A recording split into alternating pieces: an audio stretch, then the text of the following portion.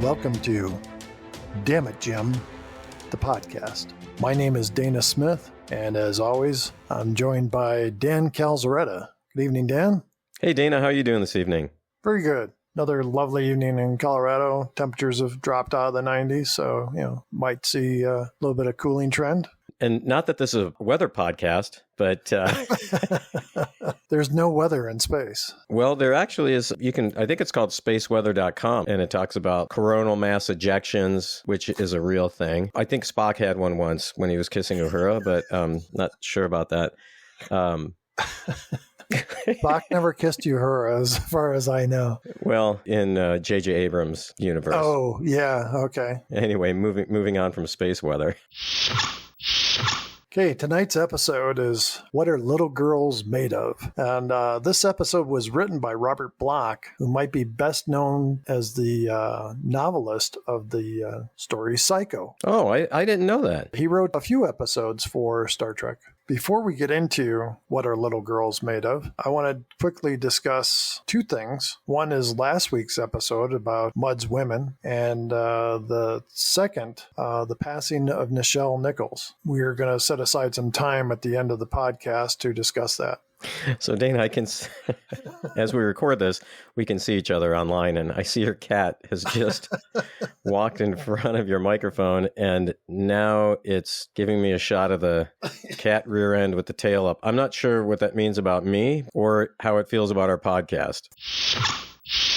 First, let's talk a little bit about Mudd's Women. The show we did last week had quite a varied response to that show. We had people that said that's one of their favorite episodes, but a lot of people said they thought it was a bad episode, that it didn't fit. They thought it was just flaunting sex. Just kind of fascinated by how people responded to that. And also, the one thing, some of the people that didn't like the show said they did like Harry Mudd, one of their favorite characters in the show. And I said last week, I love Harry Mudd. I had some problems with the show. We both did. We talked about that. But as a character, I think he's great. He's a fascinating character. Now, did anyone comment about the discussion we had about the carpet? I didn't see any comments about the carpeting, which is kind of shocking to me.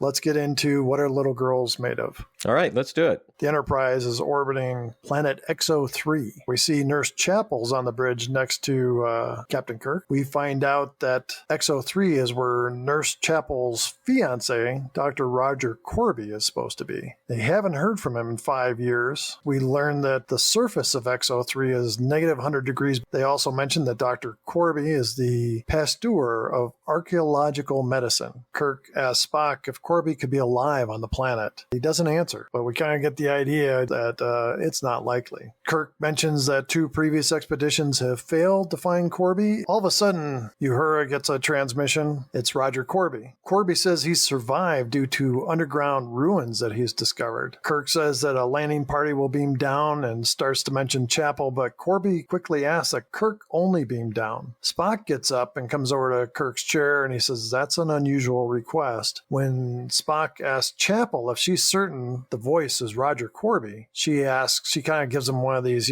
exasperated looks and asks, Mr. Spock, have you ever been engaged? And then Chapel speaks and says, Roger, it's Christine. And he gets all excited. You can hear him say, yes, Christine, by all means, you beam down as well. It's kind of funny because there's like crewmen in the background. They're all smiling, beaming, just so happy for her. Kirk and Chapel beam down to the surface, and they're kind of in a cave, and you can tell there's like a glass window behind them. And the outside world looks very cold. And there's no sign of Corby. So Kirk calls out for Corby. No one is there. Kirk calls up to the ship and asks for 2 security guards to come down. Rayburn and Matthews beam down. And I don't want to put too fine a point on this, but they're both in red shirts. I think we can see where this is going. Yes, we can. Kirk says, I want Matthews to come and Rayburn stay behind. And so the 3 of them move down the pathway, Chapel, Kirk, and Matthews. Chapel almost falls off a cliff. And then suddenly a bright light flashes at them, blinding them. And a figure steps in front of the light, so he's silhouetted. Kirk draws his phaser. Matthews draws his phaser as well. And when he does, he looks at the phaser like, what am I pulling out of the phaser holster? It was just a weird look. Dana, maybe he thought he was on an episode of a different show, like a Western or some cop show. And he's like, whoa, what is this? This doesn't look like a gun. That could be. He was a stuntman and had worked on other shows, including another show that Gene Roddenberry had created before. Yeah, so maybe he just got confused. He forgot what episode he was in. So the person that stepped in front of the light is Dr. Brown, and that's Corby's assistant. He reaches over to the wall and flips a switch on the wall, and right when he does, we hear a scream. So they go running back to where that was. Kirk looks down and says, "Is there a path down there?" And Brown just says, "No, it's no use, it's bottomless." Then we cut away to an ominous, large figure, a giant with a bald head and huge shoulders, sneaking away. Brown seems unaffected by Matthew's fall. Chapel looks at Brown and says, "Don't you recognize me?" After a moment, Brown says he does and calls her Christine. And then he tells Kirk that he is Corby's assistant, even though Chapel had already introduced him as such. Kirk looks over the edge again where Matthews had fallen, and Brown says, "He's dead, I assure you. Like, quit wasting your time. We've got things to do." Yeah, no emotion. So there's something odd going on. Of course, then we have also the hulking figure in the background that Kirk and Chapel did not see. Corby, it's explained by Brown, discovered that the inhabitants moved underground as the planet became more cold. Brown gives Chapel and Kirk kind of the lowdown on all that Corby has figured out here on the planet. So they reach a room full of wooden furniture, very old, antique-like furniture. Then a woman walks in a skimpy outfit. I hate to be stuck on interior design. Go for it. This looks like something from the 17th century. It's like, where'd they get this from? Were they shooting, a King Henry VIII movie down the hall and just stole some of the furniture from there? Well, it kind of begs the question, too. So you're in the 23rd century. You're moving to another planet to do some type of archaeological medicine work. What do you bring with you? I mean, these starships are huge, right? They could bring anything they wanted. They could bring a nice dinette set, but they're bringing along, this kind of bad furniture. As I mentioned, they reach this room, and this woman walks in a crisscrossing outfit. And by that, I mean it kind of wraps around her neck, goes across her chest in a crisscross fashion. And she's beautiful. And right away, Chapel looks concerned. Yeah, well, for good reason, because her fiance is hanging out with this chick who's wearing clothing that easily could fall off and would be very revealing. No doubt she's thinking that maybe this is why we haven't heard from Roger in 5 years. So. Exactly right.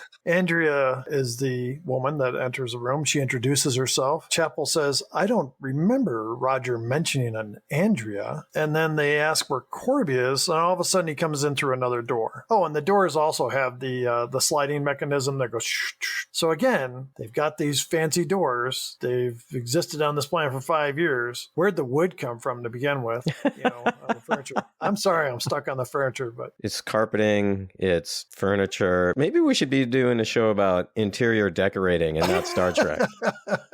I'd love to see the comments we get on that. He sees Chapel and goes right to her. He kisses her very passionately. Kirk tries to call Rayburn, who's back at the cave entrance. He's the other security officer. In the red shirt, yep. And he gets no answer. And he had left orders with Rayburn that if he didn't hear from him in an hour, that they were supposed to call more security detail down. Kirk says, "I got to call the ship." Corby doesn't want him to do that, and neither does Brown. All of a sudden, Brown steps aside and pulls out a phaser and says, "You can't call your ship." Kirk's like, why? Corby says, "We've got some things here that, it's just better if you and Chapel, or Christine as he calls her, sees it." And he says, "We're just not ready for everybody else yet." He tells Andrea, kind of sends her over to Kirk to disarm him. And Kirk has like one of these small handheld phasers, looks a little bit like a modern remote control. When she comes over, she goes to take it out of his hand, and Kirk grabs her and twists her around. He gets near the door and he kind of pushes her aside. He kind of does a dive and a roll, and it was a little awkward. The clothing that Andrea was wearing, I'm actually surprised they didn't have a wardrobe malfunction, because the way he grabbed her, and as skimpy as that thing was, easily we could have had some Janet Jackson event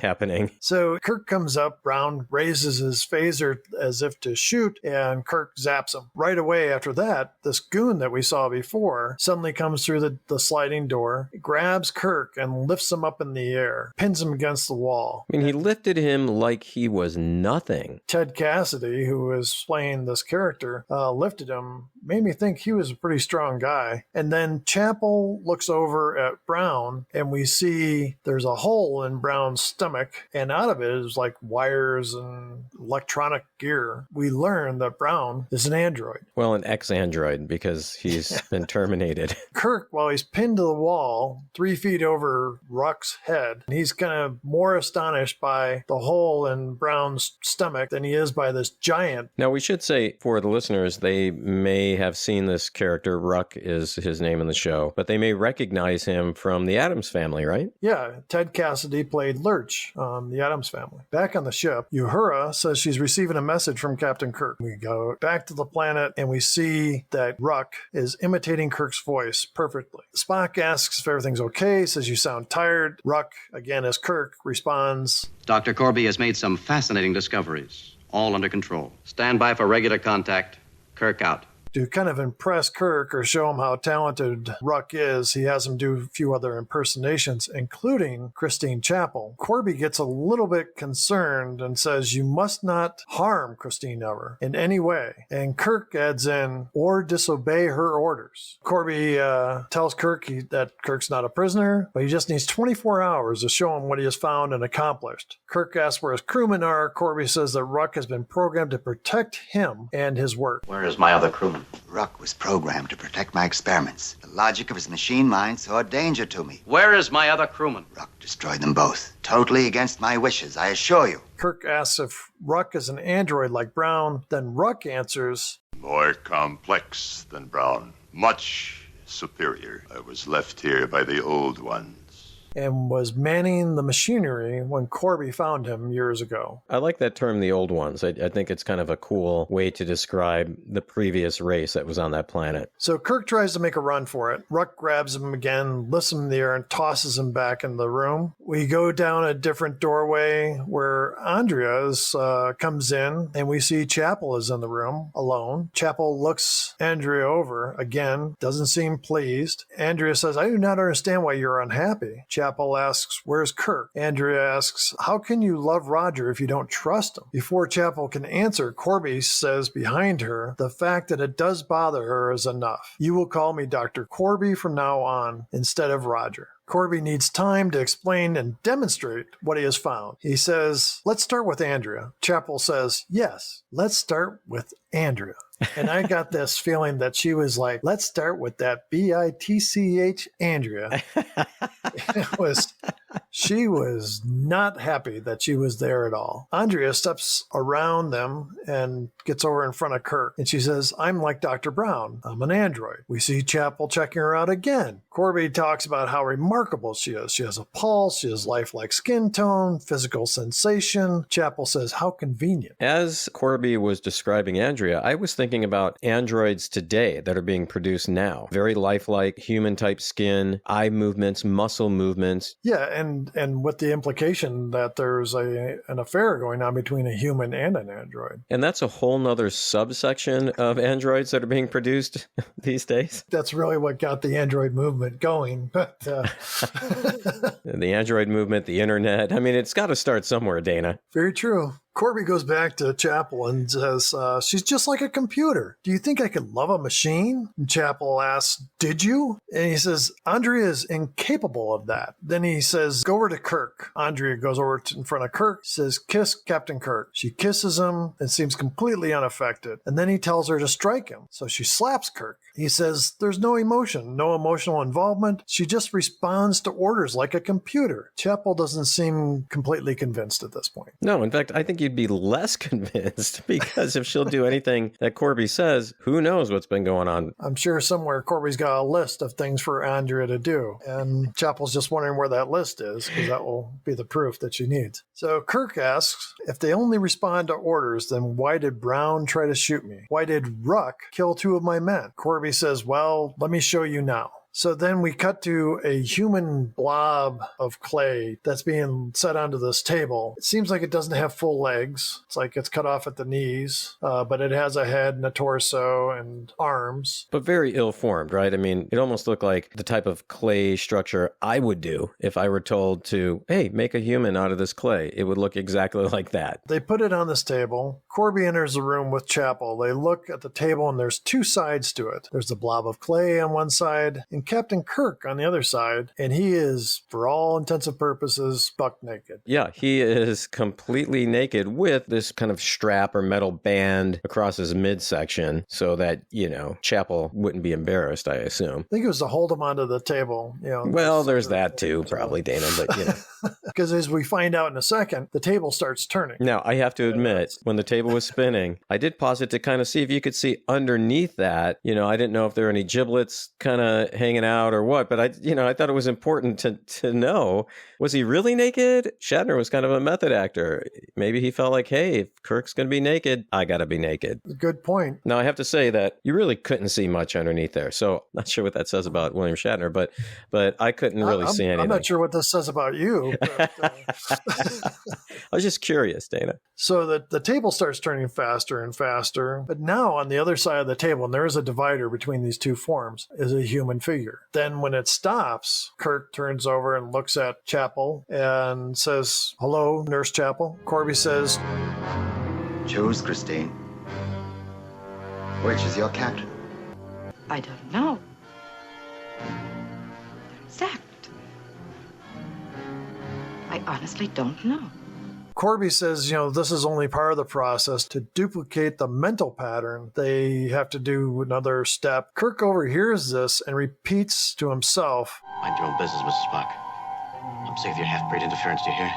and he says that 2 or 3 times. Corby throws the switch, and Kirk looks to be in pain for a moment. Then the table spins around to the other side, and the android turns and says, how do you do, Miss Chapel? Now we've got 2 Kirks again. We cut to the dining area. Again, old wooden table that Chapel's sitting at. Andrea's getting some food for Chapel. She sits down to eat, and Kirk comes in, fully dressed. Chapel assures Kirk that Corby is sane. Kirk asks if he gave her an order to betray him, could she? And she says, don't ask me to do that. She says it would just be too difficult for her to do. Chapel sighs and pushes away her multicolored food that she has and says she can't eat. She looks at Kirk and says, go ahead and eat. Kirk pushes his plate aside and says, androids don't eat. Now we know who she's been talking to. By the way, I couldn't eat that food either. It was these multicolored square chunks of something. It looked like when my dog ate some food, human food, and then puked it up. I mean, that's exactly what it looked like to me. The real Captain Kirk enters with Corby behind him. Now Kirk has on one of these blue and green jumpsuits. He sits down at the table and says he's hungry, takes some food and starts to eat. Captain Kirk starts questioning his doppelganger, asks about his brother. What's my brother's name? And he says it's George Samuel Kirk. Kirk says, that's pretty impressive. So this is actually the first time in any of the episodes that we hear that Kirk has a brother. This comes to play in Strange New Worlds. Yeah, his brother appears in Strange New Worlds, but it also appears in another episode. We see Sam Kirk in that's right. the original series. Yep, I forgot about that. That's right. So Corby excuses the android Kirk, and he sits down next to Kirk and says, do you see what I can accomplish? Human beings can have immortality. Can you understand what I'm offering mankind? Programming. Different word. But the same old promises made by Genghis Khan, Julius Caesar, Hitler, Ferris, Maltuvus. Corby says life would be improved if we could do away with jealousy and hate. Kirk responds, you're doing away with love and tenderness, sentiment. Corby says, only joy, no disease. Corby says, I just need your help. As Corby's talking, Kirk is undoing a rope that's on this chair. And basically, Corby wants to take his show on the road and produce androids all across the galaxy. And then Kirk jumps up and wraps the rope around Corby's neck. Ruck starts to advance, but can't get to Kirk around Corby. Kirk says, I'll kill him. And he backs way toward the door again. And then he pushes Corby into the room room and runs away. Ruck starts to chase Kirk, but then he goes to Corby and makes sure he's okay. So we see that there's like some kind of sentiment there between Ruck and Corby. Corby says, Ruck, protect, and Ruck runs after Kirk. A moment later, Chapel comes out and runs after Ruck. So Kirk's running through, and he gets to a spot where he knows he's going to have to fight. And so he sees a stalactite, pulls it out of the ceiling. Okay, hold on a second. Hold on. Hold on. If our listeners have not seen this show, all they need to do is Google Kirk stalactite, and this picture will come up. When I was watching this episode, I stopped it, screenshotted it, and sent it immediately to you. And I was like, what does this look like? Now, I want to try to be as, what's the word, Dana? Careful? Thank you. I want to try to be as careful as possible. But this thing that he pulled off, first off, that you could just break it off. I mean, maybe you could, and it wouldn't crumble. I don't know. Two things happened. One, it was a enormous phallic-looking object. And the way he was holding it, some might even say he was cradling it. It was a big stalactite. It was huge.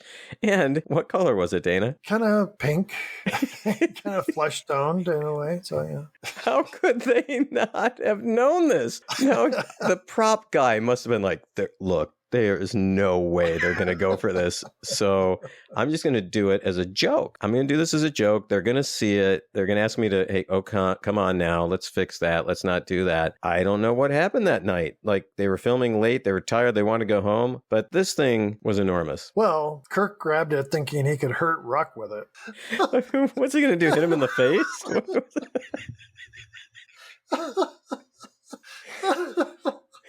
Oh, no.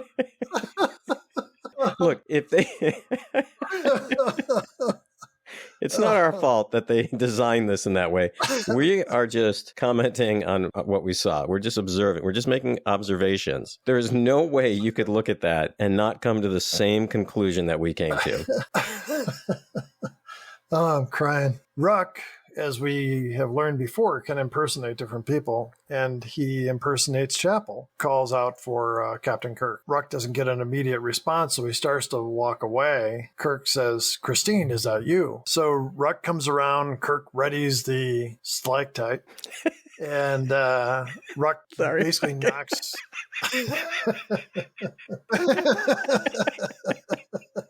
Oh, my God. We'll get through this, Dana. We'll get through it. Yeah.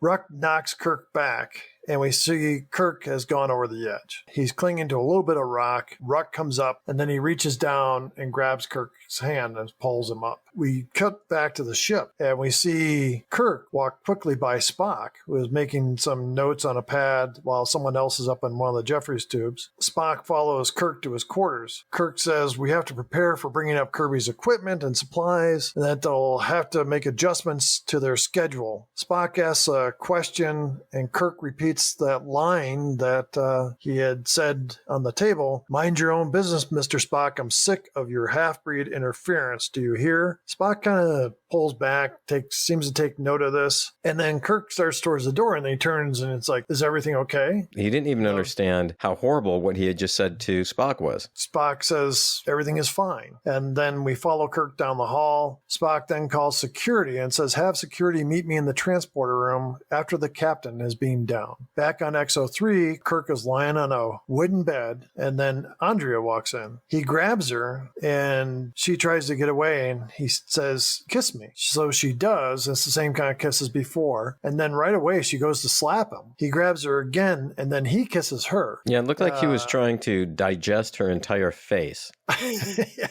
When they pulled back, Andrea seems a little flustered. And then she says, no, not programmed for you. She said, I'm programmed for the stalactite. Corby's stalactite. Andrea leaves, and when Kirk tries to follow, Ruck comes through the door and pushes him back into the room. Kirk asks Ruck what happened to the old ones. Ruck says they started to fear the androids and began to turn them off. Ruck says it became necessary to destroy the old ones. Kirk argues that they will reach the same thing with Corby, that Corby will have to destroy them. And then Ruck is almost emotional when he says, That was the equation. Existence Survival must cancel out programming. Just then, Corby enters, and Ruck turns on him. Ruck says that Corby brought the evil on them by bringing Kirk and Chapel down. Corby uses the phaser, and no more Ruck. Corby gets Kirk, and they go down the hall. When they enter another room, Kirk pushes Corby back against the closing door, and when Corby pulls his hand out of the door, we see his hand is damaged. There's like a big flap of skin hanging off, and then we get a closer look, and we see that he, too, is an android. Yeah, which was shocking, right? I mean, for us as the watchers of the show, and certainly shocking to Christine Chapel. Corby tries to tell Chapel it's still him. Just then an alarm goes off that someone else has entered the caves. Kirk says to Chapel that Spock must have gotten his message. Corby tells Andrea to protect. And then Andrea goes out and sees the android Kirk. She stops and says, "I will kiss you." Android Kirk says no. She seems confused, and when Android Kirk says it is illogical and starts to walk past, she just shoots him with the phaser. I know. So when you saw this, was it your understanding that she thought that Android Kirk was real Kirk? Yes. Yeah, I thought the exact same thing, but I got a problem with that. Here's what the problem is. He is now dressed in the gold commander top, where the real Kirk had that jumpsuit on that was given to him by Corby. Don't you think she would remember what the real Kirk was wearing and what the android Kirk was wearing? I mean, she's a machine. She's a computer. How could she not recognize that? It just didn't make much sense to me. It almost seemed like the writers were like, oh, we got to wrap this up. So she walks off into another room and comes upon Corby, Kirk, and Chapel. She sees Kirk and tries to tell Corby that she killed Kirk, but then realizes she killed the android. Kirk argues that this is not the perfect world Corby has been promising. Corby acts like a computer in his responses. Kirk says, "Is there anything human left in you?" Corby starts saying, "I can calculate, I can compute, I can figure out, I can," basically saying he's like an adding machine. He pauses after he says each of those things, almost like he's realizing it as he's saying it. Yeah, that holy crap, I'm an android. Yep, exactly right. Yeah, Kirk says, "Hand over the phaser," and slowly Corby does. Kirk turns to Andrea and asks for her phaser, and she says she can't. She turns towards Corby and says, "To love, to kiss you." Corby says, "You're not human." Andrea leans into him to kiss him, and as she does, the phaser goes off and kills them both. So did she pull the trigger? I thought she did, but I was reading online that somebody said you can see Corby reaches up and pulls the trigger. But either way, whether it was her that pulled the trigger or Corby, it begs the question, why? Yeah, I kind of wondered the same thing. The only thing I could think of was that Corby was still part human and didn't like what he become. Yeah, I totally agree with you. Mr. Spock shows up and asks if they're okay, and then he looks around and says, "Where's Dr. Corby?" Kirk walks away and says, Dr. Corby was never here. I think it was a great line, by the way. Great line. Yeah, I agree. Then we go back to the Enterprise. Kirk and Chapel are talking. Spock comes down by the captain's chair, and Kirk notices Spock's got kind of a strange look on his face, and he asks if something's wrong. Frankly, I was rather dismayed by your use of the term half-breed. You must admit, it is an unsophisticated expression. I'll remember that, Mr. Spock, the next time I find myself in a similar situation. So, Dan, what'd you think? I like this episode. I don't think it's by any means the strongest in the first season. However, there are some pretty monumental things that happen in this episode, including the first red shirt that dies. What about you? What did you think of this episode? I like it. There's some fun things in there. I thought they did a good job of mixing in Nurse Chapel. This is the only episode where she is prominently featured. One of the best parts for me, Dana, was the stalactite. I mean, I thought it was hilarious. As I said earlier, I took a screenshot, sent it to you immediately, and then I went and showed it to my wife, and I was like, "What's Captain Kirk holding here?" She looked at it and she just shakes her head and walks away. That was one of the best parts for me. What about for you? The split screen for the two Kirks at the table. I had mentioned Ruck, and of course the costume that Andrea wore. I'd say one of the other best parts for me was we get to see the first red shirt die, and in fact the first two. How about the worst for you? There was no McCoy, no Sulu, and worse yet, no Scotty. So Dan, what do you think the theme of this show was? Yeah, that's a great question. I think the theme of this show is one that we're going to see over and over again in Star Trek, and that is, what does it mean to be human? Well, I was thinking the same thing. There's that whole aspect there of what makes us human. Well, I have a question for you. If your consciousness could be transferred into an android, like everything, and you would be given immortality, would you do it? Wow. Off the top of my head, I'd say no. I don't think we're meant to live forever. What about you? Maybe that's the most important question. Would our family members, would our loved ones, would they be able to do this as well? Or would we have to go through life, the rest of our lives without them? If the answer was no, they wouldn't, then I don't know. I don't think I would do it. Could we do this podcast for eternity? Our listeners right now are just hoping we'd stop now. It's feeling like eternity to them.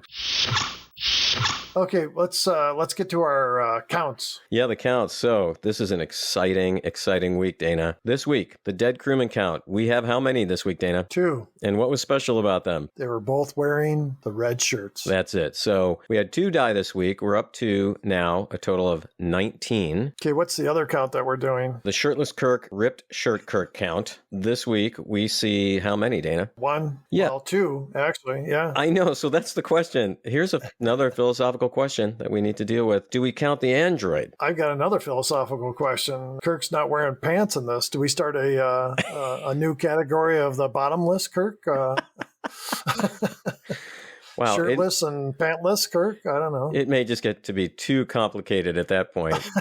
I can make a note. I'll make a note. I would still count him as 1. Yeah, I agree. All right, so this week we've got 1 for a total of 5 out of the 7 episodes.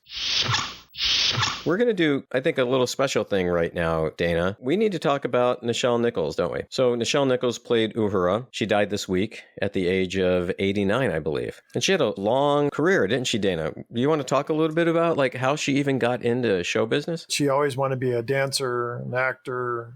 She was always interested in the arts, and she wanted to be a singer. When she was in her teens, she got hired by Duke Ellington to be a singer and dancer in his band. Yeah, it's pretty amazing, isn't it? Some people listening to this might not understand what the big deal was, but at the time when a African-American person was in a TV show, they were usually a cook, a maid, a criminal. Yeah, or just a caricature, not even a real human being, really. And so now we have this person who's not only a real person, but she's a lieutenant on a starship. And she's equal to everyone around her. Yep. And in fact, she tells this story, and it's a quite famous story, about how in that first season, she was thinking about leaving the show. She was offered a role in a Broadway play. She loved being in live theater. And so she went in to talk to Gene Roddenberry, and this was on a Friday. And he said, I'll take the resignation. I'm just going to put it at my desk, but I want you to go and just think about it. So that night, she happened to be a celebrity guest at an NAACP fundraiser. She was sitting there on the stage before the proceedings got started, and the organizer of the event came over to her and said there was a fan, a huge Star Trek fan, that wanted to talk to her and meet her. And she said, that'd be great. Dr. Martin Luther King, my leader, is walking toward me, not 10 feet away, with a beautiful smile on his face. And then this man says, I am your best fan, your greatest fan. And then I got the courage to say, and I really am going to miss my co-stars. And he said, what do you mean? I said, well, I'm leaving Star Trek. He said, you cannot. For the first time on television, we will be seen as we should be seen every day, as intelligent, quality, beautiful people who can sing, dance, but who can go into space. And he said, Gene Roddenberry has opened a door for the world to see us. If you leave, that door can be closed because, you see, your role is not a black role, and it's not a female role. He can fill it with anything, including an alien. And at that moment, the world tilted for me. The world sees us for the first time as we should be seen. Okay, Dana, what did you think about that audio clip? I thought it was fascinating to hear Nichelle Nichols directly talk about it. I've heard the story, I've read about it, but to actually hear her and hear the excitement in her voice when she talks about Dr. King walking towards her and talking to her, and then the kind of astonishment that she was a huge role model. Another actor who shows up in Star Trek The Next Generation, Whoopi Goldberg, as a child was watching the original series. And Whoopi Goldberg tells a story about about how the first time she saw Uhura, she called out for her mom and said, Mom, look, there's someone who looks like us on the show who's not a maid. And that goes exactly to your point. A lot of black characters were really just these caricatures and not reflecting real human beings. Props to Gene Roddenberry and the producers for casting her, but bigger props go to her for being such a great character in this show. I can't imagine Star Trek without her. Yeah. That's a great point. After she met Dr. King that night, that following Monday, she went into Gene Roddenberry's office and told him that she had met Dr. King, and he had said, look, you can't quit the show. And so she decided not to leave. And she was also, because of the show, the first African-American to have her handprints in front of the Chinese theater, the Hollywood Chinese Theater, with the rest of the cast from Star Trek. And it's crazy to think, 1966, all the actors that have come and gone, and she's the first African-American to put her hands in the cement outside of the Chinese theater in Hollywood. Yeah, that is pretty amazing. And then she also, later in life, goes on to work with NASA and do some recruiting for NASA, and in fact helped recruit the first female astronaut and helped recruit the first African-American astronaut as well. She was able to use this experience from Star Trek, her fame from Star Trek, to actually do a lot of good things, not just to rest on her laurels, but she actually made societal changes. It was really important for her. I did find a quote from her. She said that Star Trek represented, and still does represent, the future we can have, a future that is beyond the petty squabbles we are dealing with here on Earth. Now, as much as ever, we are able to devote ourselves to the betterment of all humankind by doing what we do so well, explore. This kind of future isn't impossible, and we need to rethink our priorities to really bring that vision to life. That shows an intelligence and ability to think beyond today, not just because of the show, but actually about society. If we could all live by those words, we'd be much better off today. Thank you, Nichelle. Yeah, thank you, Nichelle.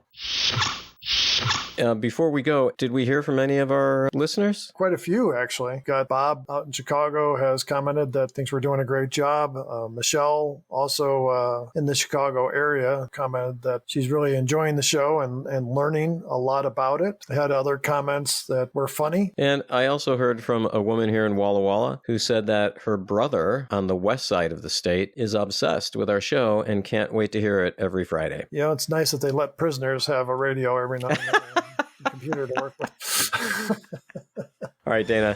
I had a great time. All right. Thanks, Dan. Thanks once again for listening to Damn It, Jim, the podcast. We'd love for you to join us next week for the episode Miri. We'd also love to hear from you. Please email us at dammitjimpodcast@gmail.com, or you can join the discussion on Facebook or Twitter. For Dan and Dana, until next week, live long and prosper.